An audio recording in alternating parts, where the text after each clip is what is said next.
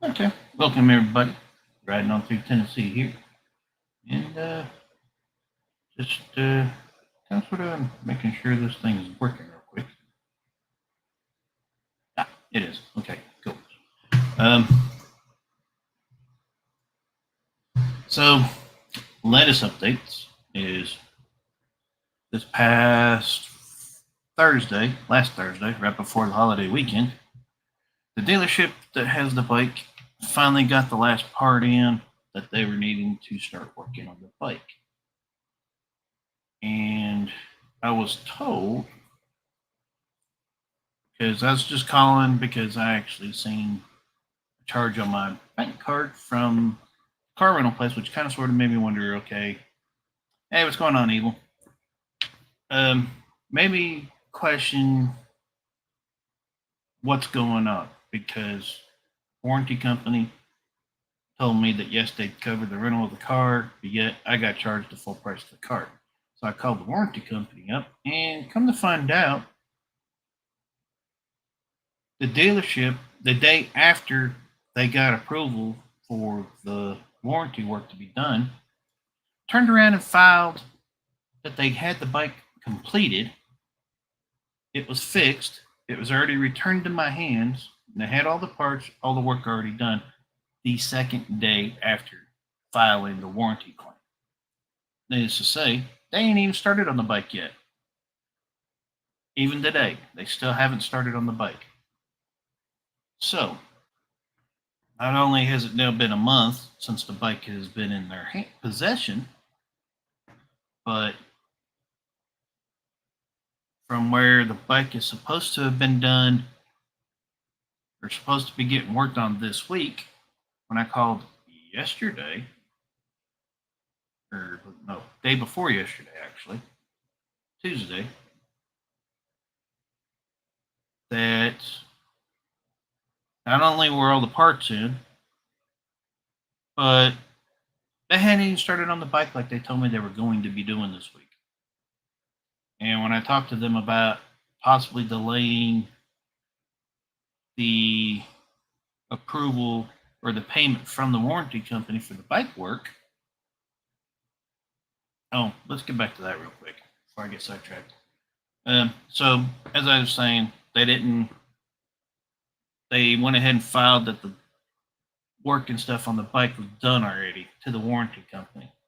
When I talked to the warranty company right before they went home for the holiday weekend on Friday, this past Friday, that not only was the work not done, they were still actually waiting on parts the last I heard. And I don't even have the bike yet. So the guy's like, well, the claim's closed because they done got payment from it. They requested the payment from it. I go, how are they requesting payment from you guys when the warranty work's not even been done yet? I don't even have my bike yet. He goes, the guy asked me, he goes, so you do not have the bike at all? I was like, no, I don't have the bike. It's still in South Dakota. I go, well, last I've heard any updates was it's still waiting on a part that Harley finally okayed for them to outsource to find so they can hurry up and give me my bike back because I'm considered to be a traveler by Harley Davidson. And he's like, okay. He goes, if you don't care, call them up and have them call us so we can figure out what's going on. So, long story short, the dealership actually got caught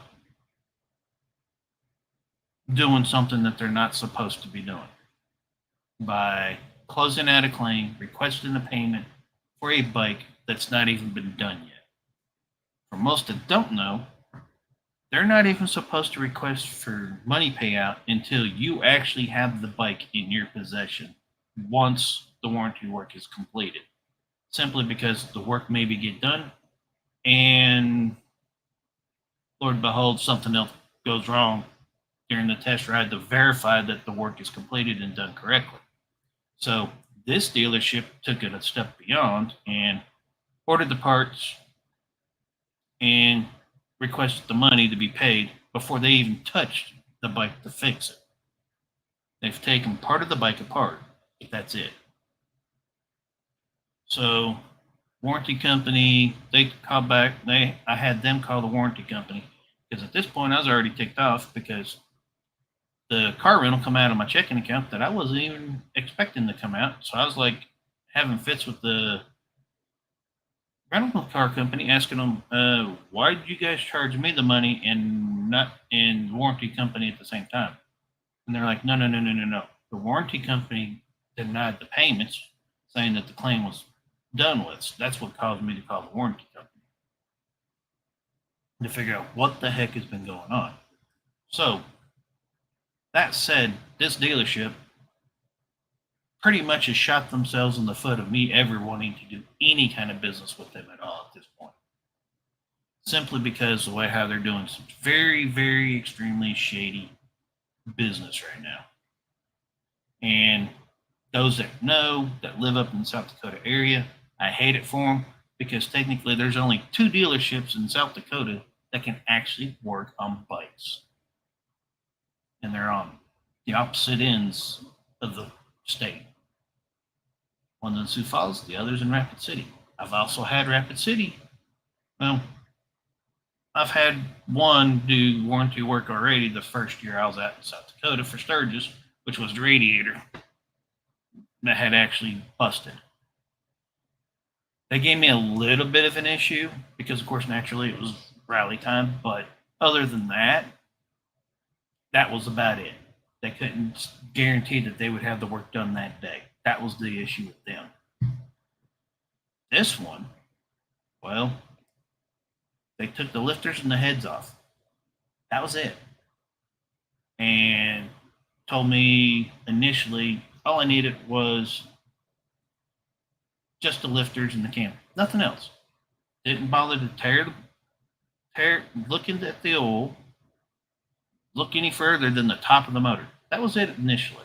So, and they're like, okay, yeah, you might need a cam. So, okay, the initial diagnosis for the bike within 6 hours of me dropping it off at this dealership was it needed lifters and a cam. That was it.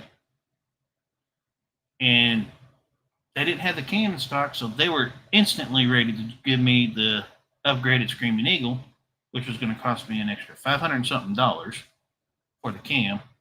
And then they turn around and go, oh, by the way, yeah, you'll also need a tuner, which was another $900. So $1,400 to do just those 2 things, which ended up being, that wouldn't have fixed the problem because the entire motor had metal in the oil. So the oil pump was gone because the tech actually decided to just double check, make sure there wasn't nothing else the next morning before I called back, give them the okay to put in the cam and stuff while I debated upon it.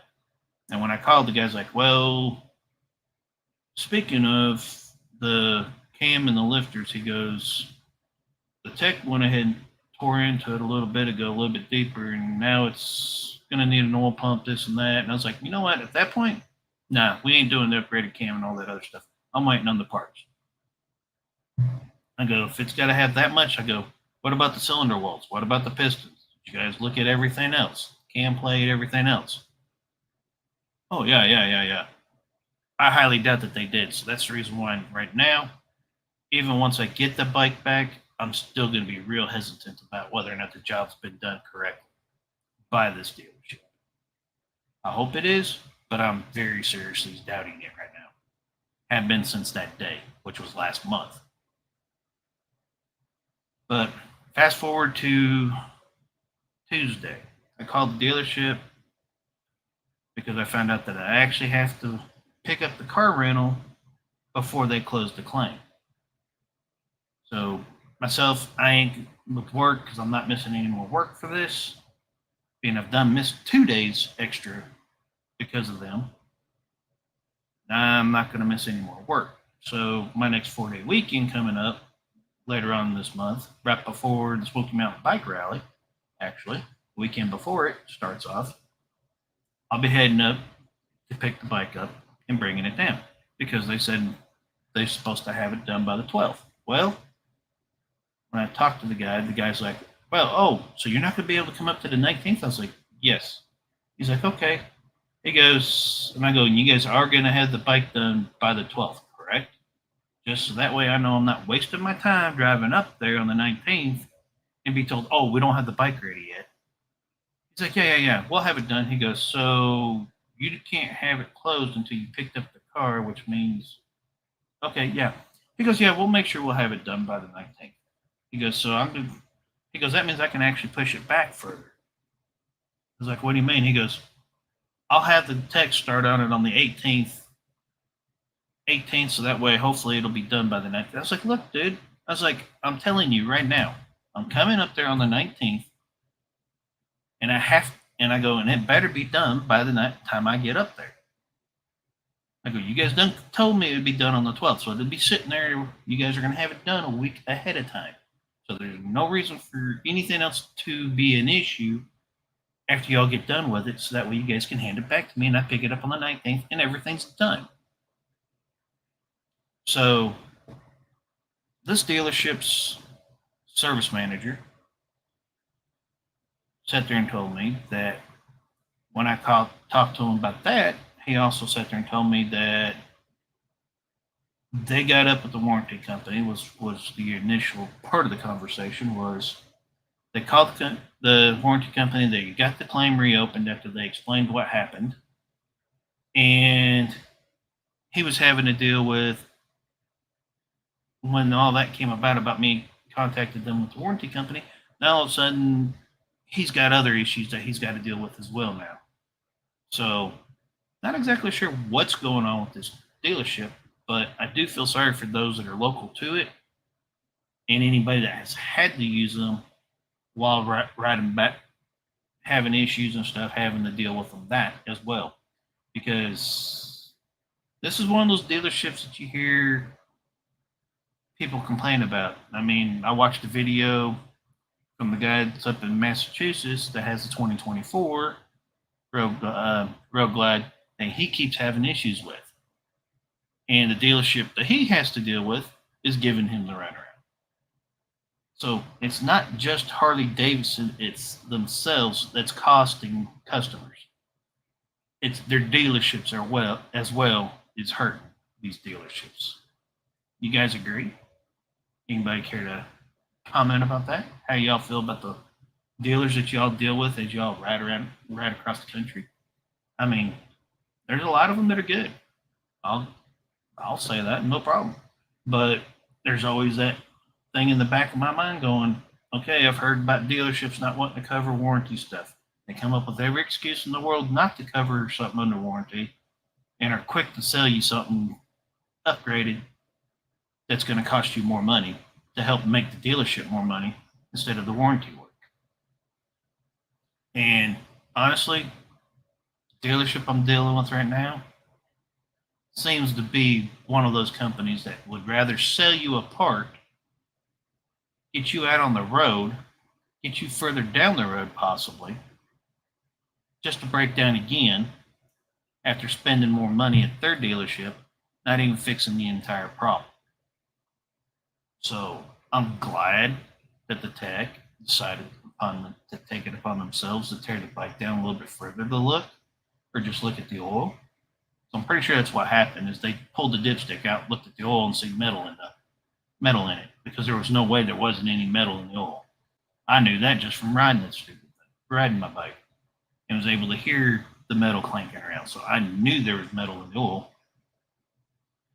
but I don't know exactly whether or not they're going to do anything with the cylinder walls, whether or not there's any damage done to them, any of the other stuff. So I know one thing is, once I get the bike back on the 19th, I'll probably be live on the bike just in case something happens, because at this point, I'm not going to trust this engine at all. Any of their engine work at this point, not at all.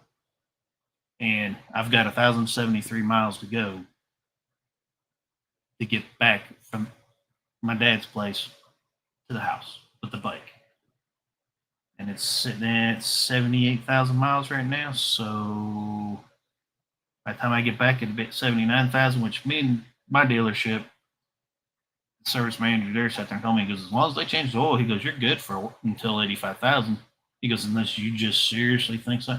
And honestly, at this point, I think what I'm going to do is ride the bike down here and talk to my dealership and probably go ahead and have them double check everything once I get it back, because I don't trust this dealership that the bike's with right now. I highly doubt the work's being done correctly or the bike's being looked at correctly, and that is part of the plastic parts in the motor, the reliability issues with the M8s, because as most of you know, this is actually technically the second motor that's on the bike, and it's having to be rebuilt already, basically. The water pump issues with the M8s, I was told that is a well-known common problem to go out with the M8 bikes. Any of the water-cooled M8s, the water pumps are prone to fail. So if you've got one, just be ready for that to happen. Because mine seems to average about 20,000, 15 to 20,000 miles for each water pump. Because as you can tell, I'm on either the third or fourth one now on my bike. I know it's been replaced 3 times. Because it was replaced when they did the motor the first time. When they redone the motor at 19K, they replaced the water pump at that time. So the water pumps is a common thing. But guess what though? As one of my followers, and I follow him as well, subscribers I should say, on YouTube, Lone Cowboy found out his water pump went out just a couple weeks ago. Lucky for him, he was actually able to find the last one that they had in stock. He wasn't sure that they were even going to have it because it was only one listed. So Harley has to do better with their backorder parts on parts that they know fail regularly, which is the water pumps. Evidently, I keep hearing the lifters is another one. Their air intakes, the manifolds and stuff on the top, they're plastic. They've been known to warp and start causing air leaks, which makes your bike run like crap. I replaced mine with the Screaming Eagle one, exact same size. Didn't upgrade anything size-wise or any of that. The only thing I done was went from plastic to metal. And it also helped cool the bike down some too. So keep that in mind. If you're having a hot M8, looking to paying about 150, I think it was. Either 150, it was between 150 and 200, just for the Screaming Eagle metal aluminum intake, and have them put it on the bike. It'll actually, if your bike's running rough, that's probably what it is. It's getting air from the intake somehow, other than where it's supposed to. But kind of wondering if the extra oil that I was having in the catch can is actually part of this issue that happened to the motor. Don't really know, but is what it is. But I know personally, dealing with Harley in this dealership since the end of the rally on my way back from Sturgis, Harley's actually shown, hey, how's it going, Moto? Hope you've been doing all right. But overall, Harley themselves, when I actually put a thing. This is ironic as to how I was able to talk to Harley Davidson directly. Was they created a post right after Sturgis about their about the 2024s and stuff. Nice seeing you. Thanks for swinging by. And they made a post about the new 2024s. They're great, blah, blah, blah, blah. I need to get out and get one. And I sat there and I was like, well, I would probably think about it, but no, thank you. I mean, constant regular parts that tear up are always on back order.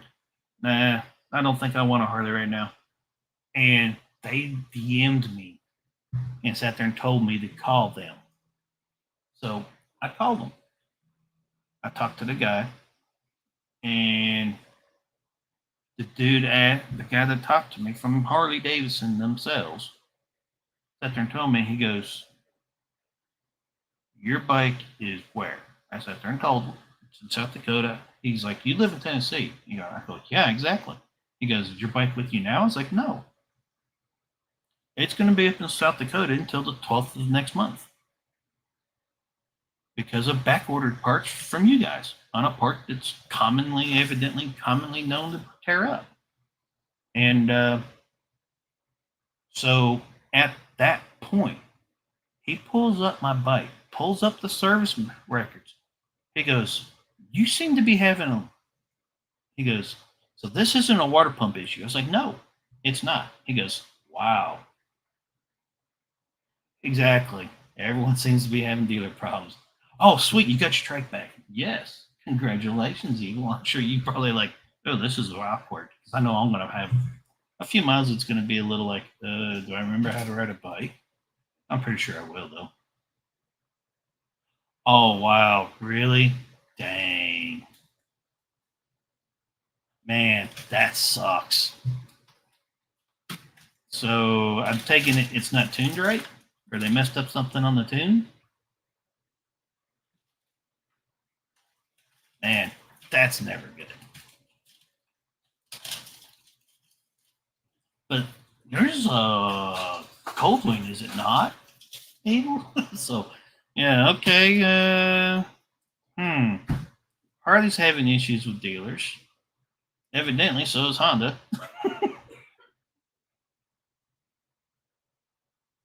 Ah, okay.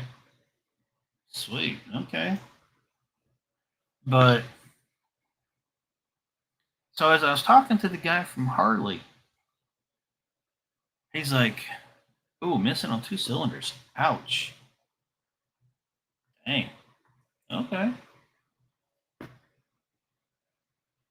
But so as he went through the list of warranty items that's been replaced on the bike, he's like, "Yeah, I can see where the can's on back order until next month." He goes, "I'm going to authorize them to go ahead." He goes, "I'm going to send this over to our parts department manager and have them look and see what the heck we can do to try to make sure this is back to you within a reasonable amount of time." Yeah, that's what I'm thinking it is too. It could be a coil evil. Don't know a whole lot about the Hondas. I mean, as you know, I'm still fairly new when it comes to motorcycles, especially the motors. I mean, heck, when they sat there and told me the compensator was destroyed at 19K, I thought it was the stator. This is what I was thinking. I thought it was the little the stator generators or the alternator of the bikes that actually blew apart. I didn't realize it was the thing that actually compensates for the chain inside to drive the transmission in the motor. I didn't realize that. So it was kind of sort of one of those things where I was looking up, started educating myself on the bikes, on the motors. And yeah, that was what I thought was actually originally wrong with the bike this time, was the compensator went ahead and just disintegrated again. Supposedly it's all right. They looked. I don't think they have. I'll just say that right now. I don't think the dealerships looked at that side of the motor at all. To be honest, I don't think they've looked at that motor the way how they're supposed to. Which is why I'm going to be nervous riding it back from South Dakota in a couple weeks. But I mean, this whole little shindig with Harley and doing what they're doing, everybody being mad about that, that's one thing. That might have been actually, I guess you would say, the icing on the cake. But Harley's been having issues for the last few years that I've noticed with reliability issues, back ordering issues, dealership issues.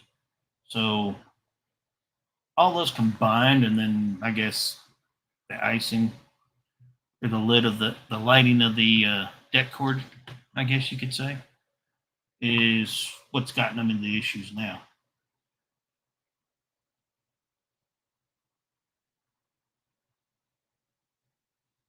Wow.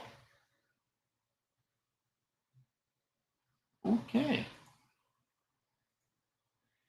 Yeah, so that's the reason why once I get medically retired, I'm going to probably try to go to the school down in Florida, that MMI school, try to get the VA to pay for it. So that way I can actually start learning how to work on bikes myself and get the nice little piece of paper saying that I can actually work on them. Ooh. But so yeah, I think dealerships have got, and reliability of Harleys actually what's hurting them more than their political crap. I'll just say.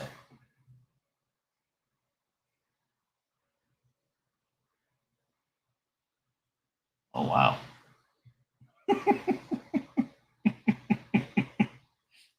That I wouldn't know. I'm still fairly new to motorcycles in a way. I mean, I bought my trike back in 19, been riding it since. So I've been on the bike for about 5 years.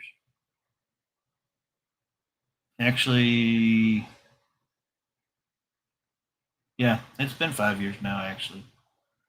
I got my license in August of 2019, and I bought the bike 2 days later. So, which the reason why I ended up on the trike was they had actually sold the Softail Heritage that I was actually looking at, because I was looking at a 2014. I think it was a 14 uh, Heritage that I was looking at buying for my first bike because they weren't that heavy, and they sold it. And I was just like, oh man, now what am I going to look at? And the salesperson showed me the bike that I've got now, and it went from there. Wow, an 84.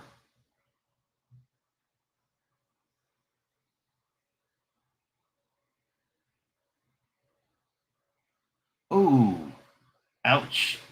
That sucks when when stuff like that happens, where there's a recall on it. The person that owned it initially, that got the recall paperwork, never had it done, and then the next person buys it, and by the time you find out there's a recall, it's done with. You end up having to pay the money. Shoo, that sucks. I had that happen with a car.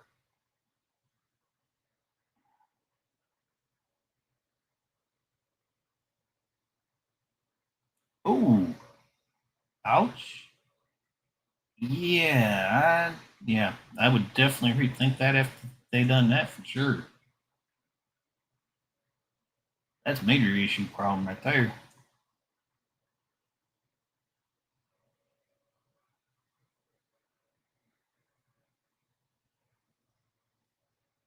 Whew.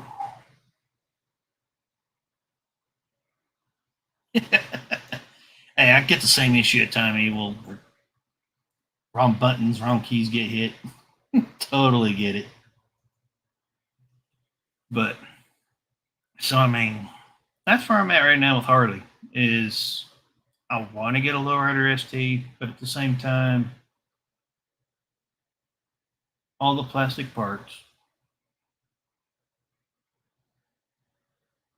the way how this dealership's being is handling things right now, it's really making me rethink about whether or not I want to give Harley a second shot. I'm just gonna say, as much as I like the Lowrider ST, because it's within the weight, it's a fun bike to ride. Even the sports dress is fun. Yeah, y'all can hate on me all you want. I've got my reasons why I'm on why the sports dress is one that why I'm looking at, and they're fun. you actually got out on, if people actually got out on one and actually rode one, they'd see why they're fun. But because it's technically a naked bike, I would just about put, I would just about say it's good enough to be classified as a naked bike. But with the reliability issues and stuff, it's hard to want to spend 15, 20, 25, even $30,000 on a bike from a company that's having nothing but issues and knows they have issues, to get aren't doing anything to fix those issues.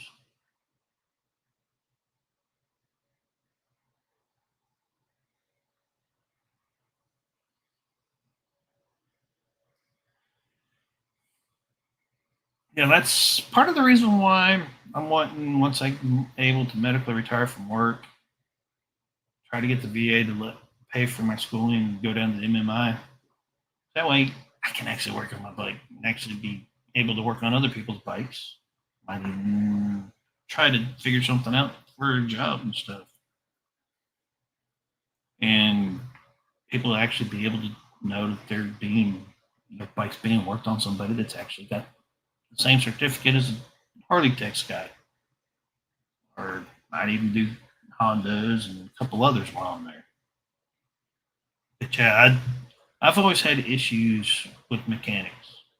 Somebody else working on my stuff. That's been the hardest thing for me with the bike. Actually, is allowing the dealership to do the maintenance changes and everything else. But being that it's my first bike, I don't really know that much about them. I've basically allowed myself to do it. Cars, I do 'em, I do all the work myself for the most part, unless it's within a $30 difference between me doing the headache versus the dealership doing the headache. Then I'll let the dealership do the headache if I don't feel like dealing with it.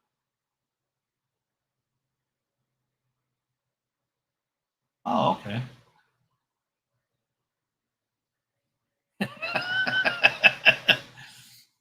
Yeah.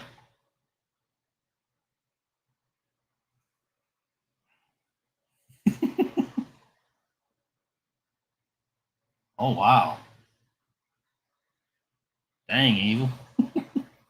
I won't say nothing.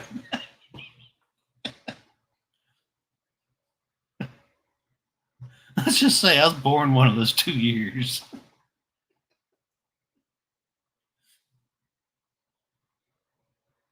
Yeah, and that's the thing with me. The dealership had, as long as the dealership is doing all the work for the most part, I got the free tires for life thing, where it only cost me the mounting charge. Oh, thanks. Thanks, Moto. And this is only like the third time using this app, so yeah,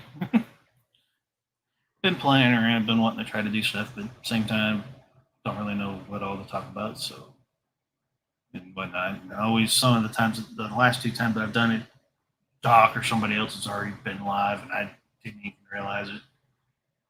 So yeah, scattered brain at times. But as far as me doing the oil changes and stuff, I don't see me having any issues doing that myself. It's just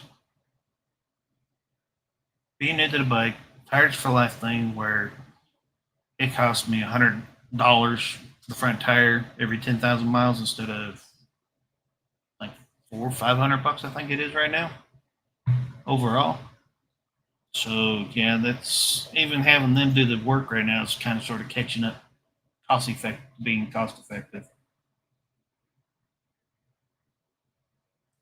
Oh, cool. Yeah, there's actually Smoky Mountain Harley Davidson. Last time I was up there back in July, actually had 3 Springers for sale, and I actually started to think about going ahead and buying one. But the problem is, when I was sitting there thinking about it, is they don't have text that'll, you can't, if you have a problem with them, you better know how to fix it, because You can't take it to the dealership to have them work on it. Oh, cool.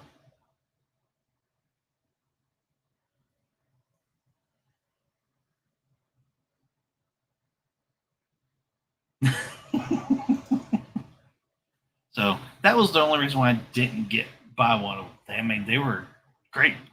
They were priced excellent, from what I understand too. I think two of them was right around $9,000, and the one that I'm guessing was some sort of specialty bike for that year. As you can tell, yeah, I don't I don't keep up with everything bike stuff from years past, but there was something about it. I think it may have been a limited or something like that for that year, and it was 11,000 for it. It was like a purple, and it was a purple bike.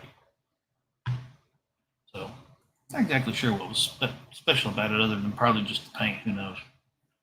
But they had three Springers up there at that time, so I don't know if they're still up there or not.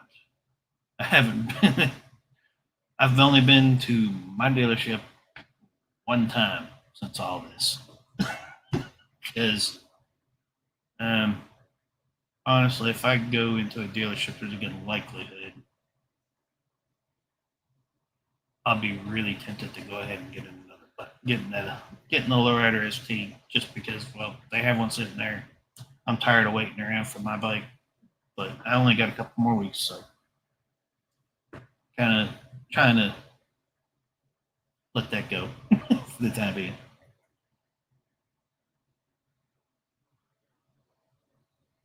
Oh wow!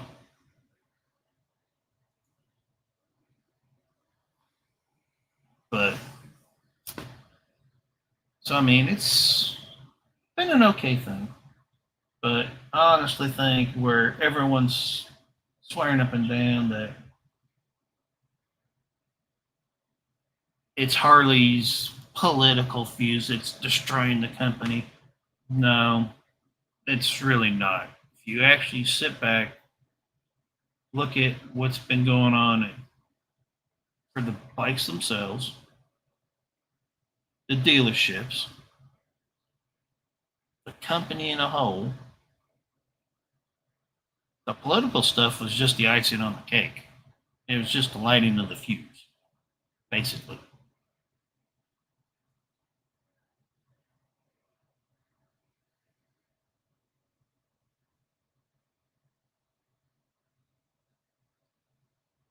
Oh, wow. Dang. I remember the magazine, though. I will say that because my uncle did. My uncle, when he's ridden there ever since I can remember. Granted, he passed away a few years back. A friend of my cousin, actually. To this day, me and my cousin, we never could figure out what it was that was driving him crazy that day. Granted, it bothered my cousin for a while. That's the reason why that was one of the reasons why it was a thing for me and him to go out to Sturgis back in 19 when we did, or not 19, 20, because he was still dealing with all that with my uncle and stuff. So, granted, that was one of those. My uncle didn't like wearing a helmet. He tried to get away with it, even in states that he knew that had helmet laws. He'd still try not to wear it. But same time, that accident, whatever was going through his mind, even if he had a helmet on, I don't think it would have made a difference that day. So, but that's not saying not wearing a helmet or wearing a helmet is a thing. It does have its advantages, for sure, when involved in wrecks. Let's see here.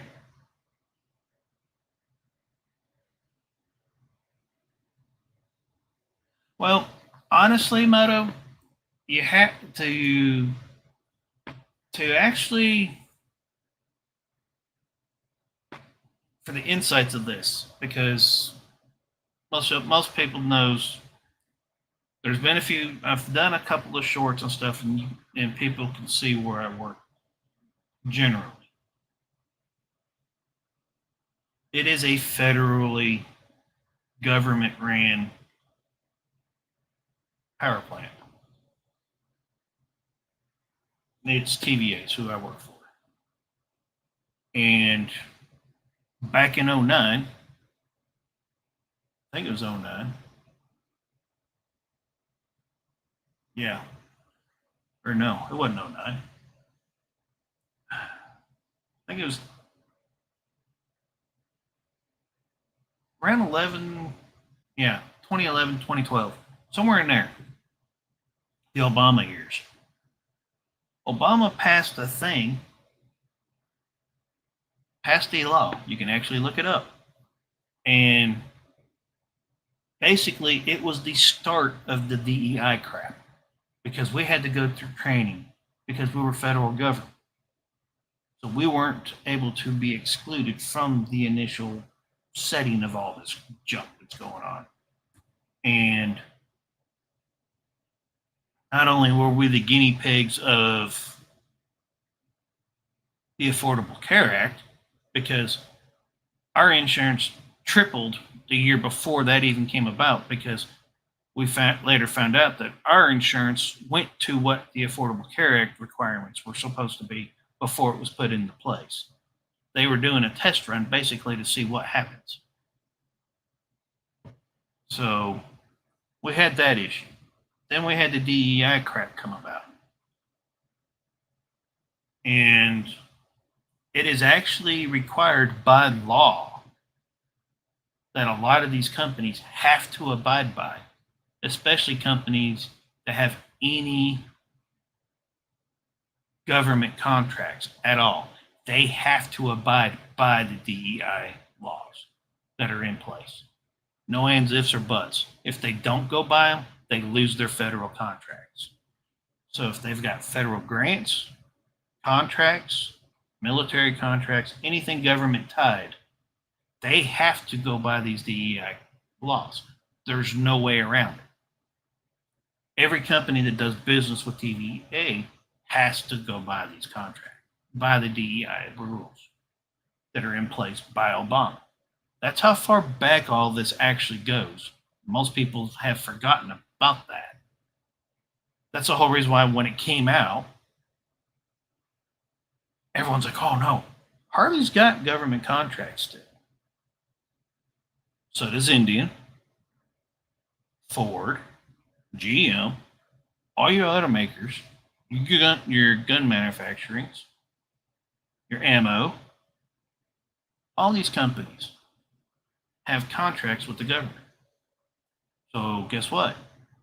All these companies have to go by the DEI rules and laws that are in place. Unless they want to do away with their government fund, the government contracts, grants, whatever, they have to go by this. So all your government agencies, police force, fire departments, hospitals, schools, all that has to go by these DEI rules. And it's stupid. The majority of us that went through the class laughed the entire time because it was kind of ironic. We had a black guy giving the class, and at my table, to tell you exactly how messed up and how funny these classes are, there was me and four of my buddies. One was a female, which was older than me. She was my work partner. And I worked with all five of these people. No problem. We've always got along, cracked up like it was the military. No problem whatsoever. But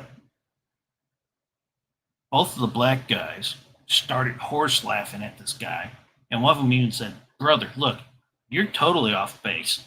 You this ain't even," he goes, "You not see who's sitting here?" He goes, "If you want a diversity thing," he goes, "this is as about as diverse as you can get." He goes, "Look," he goes, "you got a white boy sitting in between two brothers, along with a white girl sitting beside a Mexican."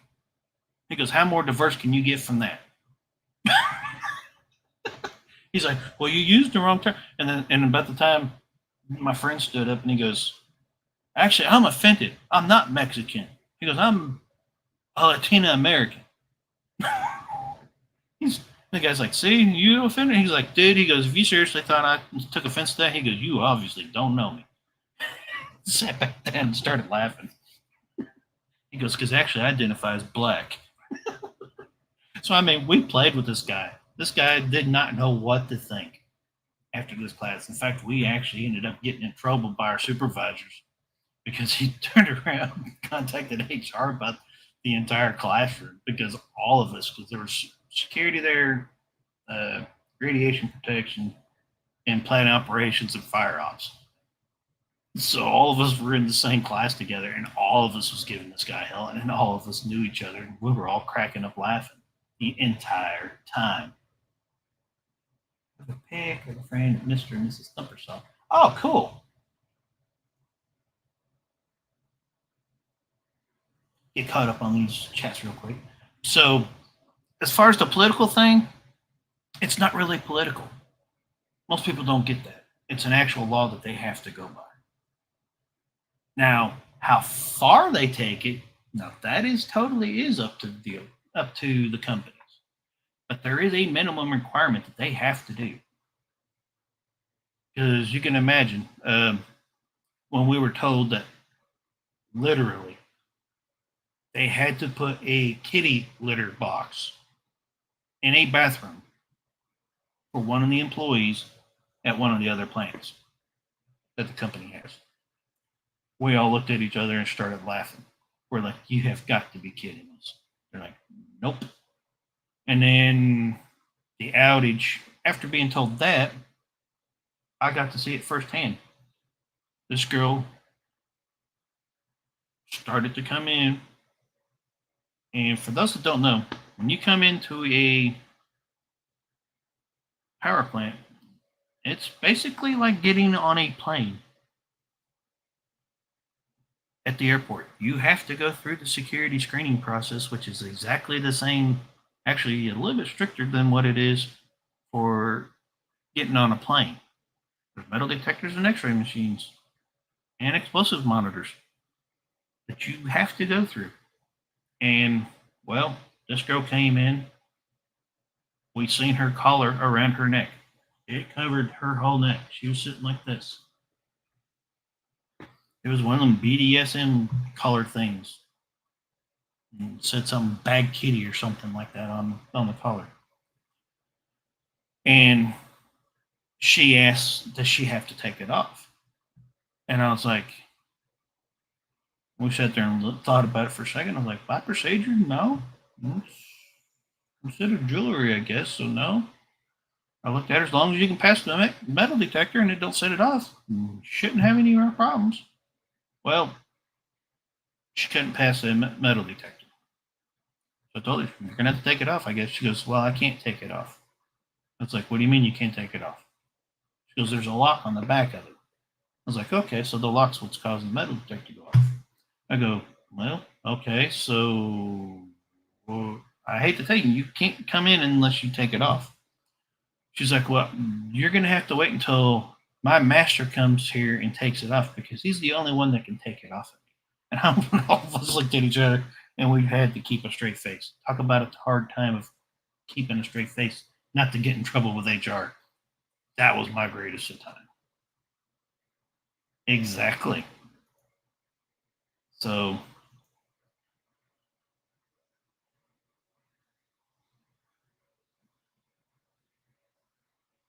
damn button slackers.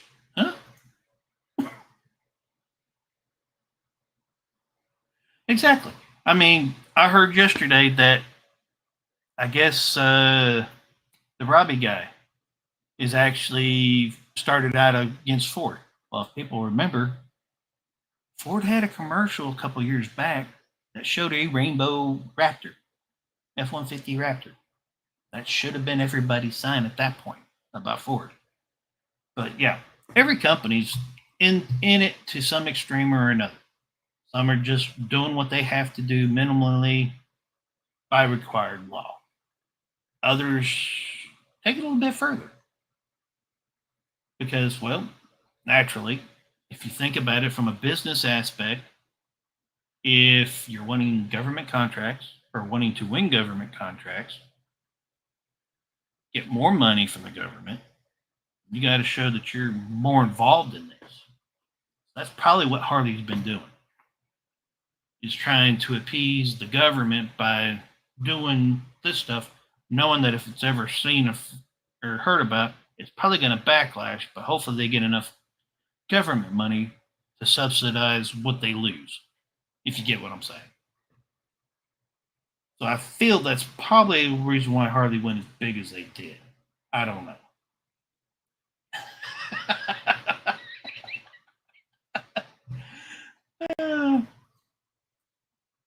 Oh, I've made, yeah, I've known a few people that's done that a few times, identified as fire hydrants before.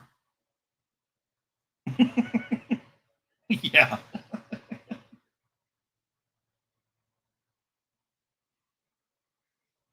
Oh, the like button. Yeah, okay, yeah, that's true. Yeah, I ain't worried about it. You know that evil. Appreciate it though. You know how I am. Because I mean, I got to go to work tonight. Last night was my only night off until next Tuesday, and then I got a VA appointment. Yay! Not because I get to have fun next week. I actually get to go do my physical fitness tests and shoot at the same time for the range for work next week on Thursday. That's going to be fun. It'd be nice if I can actually, so might be a little video of it next week, depending on how I'm feeling. So I'm hoping my ankles hold up, to be honest. Because last few days, the ankle breaks just, it's been murder. But yes, everybody wants to know why somebody my age might be on a trike. Ain't because he's scared to ride. I mean, I've shown that several shorts. I mean, just go back and look at the test rides, the sports dress and the Lowrider ST. It'll show you exactly. Yeah, I can ride too. It's just got to weigh a certain. It's got to be a certain weight area in order for me to do it. But you have two bad knees, two bad ankles, stress fractures on your feet that you keep, bad hips, and a bad lower back. Yeah, riding and getting a big old dresser's kind of sort of hard to do, and especially not have to worry about keeping it up. And then, of course, I've got the other issue with my legs called erythromelalgia, where it can just suddenly decide to instantly heat up and swell up, turn red, and go thermal. And by thermal, the last episode that I had, my leg reached a temperature of at least 110 degrees by itself. So, yeah, you can imagine how good that is on the blood when it's circulating through my leg at the time, heating up to that amount of heat. So, that's the other reason why I'm on treks, because I never know when that issue will flare up. And it does flare up when it wants to. And when it does, I can't walk. I can't step on that leg, can't use that leg, can't even trust the other one, because there's been a time or two that it's actually affected both legs at the same time. So, yeah, welcome to my world. That's why I'm on a trek. And why I get real picky about what twos I ride as well, because I've got to make sure that I can actually physically support a bike with one leg if it comes down to it.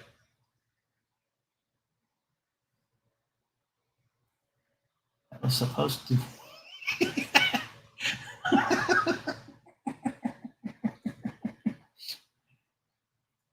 Oh, yeah, exactly, Flip. I mean, just because somebody's on a trike doesn't necessarily mean it's because they're scared to ride. Trust me. I've been waiting to see. I've been waiting to hear back from Harley, actually, or get a letter from Harley telling me that I can no longer test ride their bikes. Because if you pay attention to the last test ride video that I did for the Sportster S and the Lowrider ST, I'll just leave this as a hint. Don't watch it if you haven't watched it. Pay attention to the speedometer.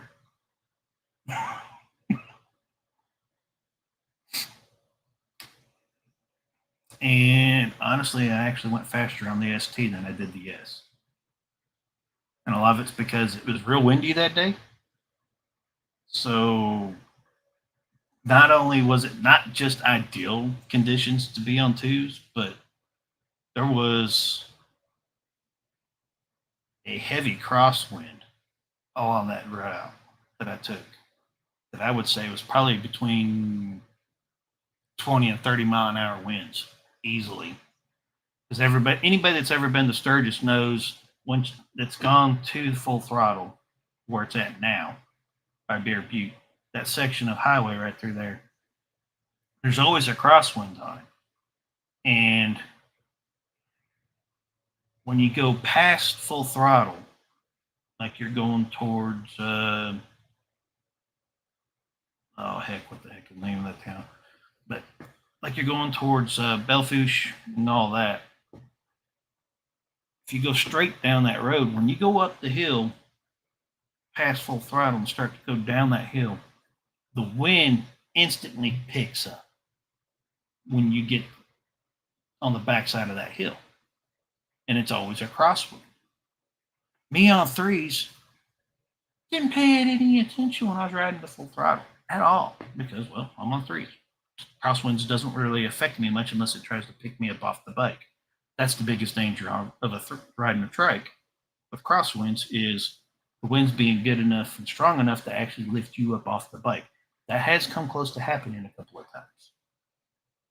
But when I got on the Sportster S, I hit the hill, started going, and as I was going, I get wind blasted. I'm sitting in the middle of the lane. Next thing I know, I'm over on the white line,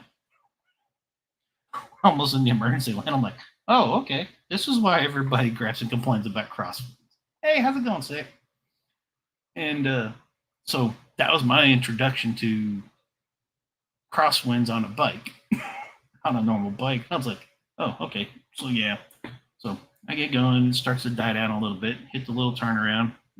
I decided to play with the sport mode on the way back. So yeah. And then Lowrider ST, I like it better than the Sportster S because of the fairing. And I didn't realize how much of a difference there is between a bike without a fairing versus one with a fairing when you're dealing with winds. And yeah, that's the reason why the ST's actually got the upper hand now on the Sportster S. Let's see here.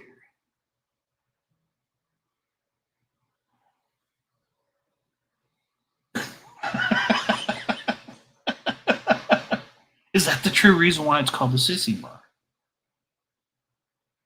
Is it, Flip? Is that why they call it a sissy bar? Because you can't pick it up normally, so you got to use the bar to pick it up? I'm just kind of curious on that.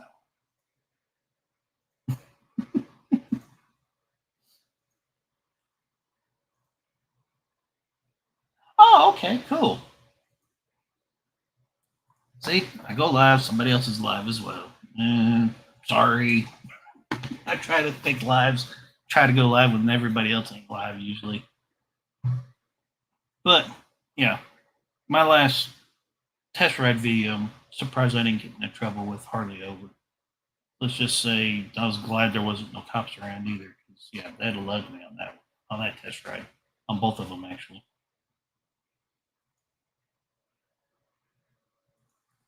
But I do know this. I'm fixing to have to get off of here anyways because I've got to go to work here in about 30 minutes and I've got to finish getting ready. But I wanted to chit chat with people while hopefully not a whole lot of people were live. Yeah, I can see how having even a windshield helps quite a bit. Well, thanks, Moto. That's true too.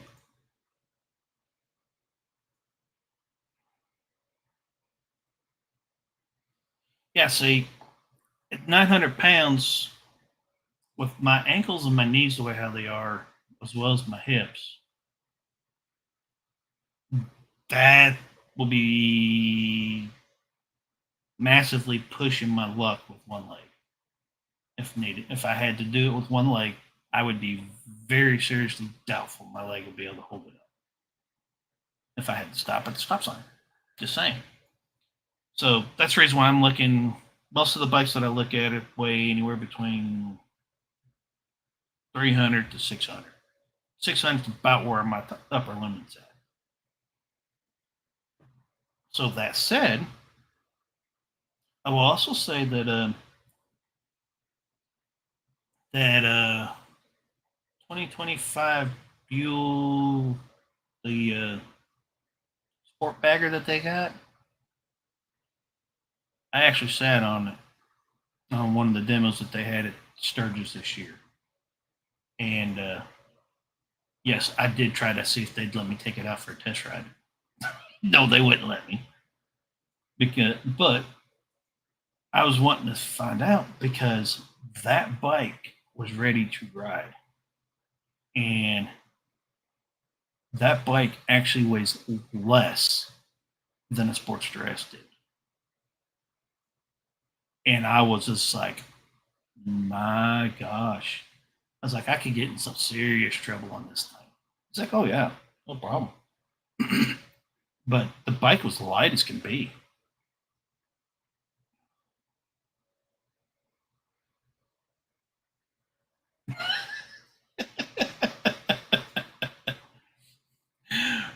Right, Evil? That is the nice thing about fairings and a windshield is you don't get as wet when it rains.